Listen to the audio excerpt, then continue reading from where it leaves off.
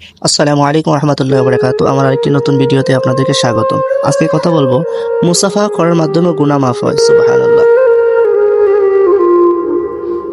আল বারা সূত্রে বর্ণিত, তিনি বলেন, রাসূলুল্লাহ সাল্লাল্লাহু আলাইহি সাল্লাম বলেছেন, দুজন মুসলিম পরস্পর মিলিত হয়ে মুসাফা করলে পরস্পর বিচ্ছিন্ন হওয়ার পূর্বেই তাদের ক্ষমা করে দেওয়া হয়। সুবহানাল্লাহ।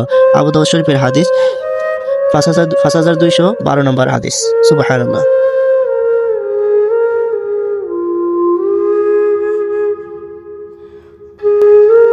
আরেকটি হাদিস, রাস্তা থেকে কষ্টদায়ক বস্তু সরানোতে গুনাহ মাফ। সুবহানাল্লাহ।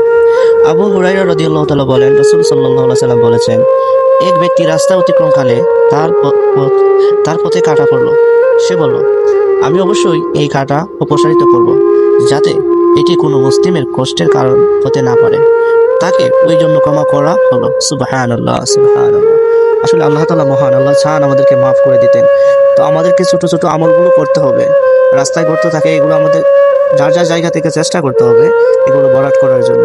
ইনশাল্লাহ আল্লাহ পাক কোনো না কোনো উসিলায় আমাদেরকে মাফ করে দেবেন।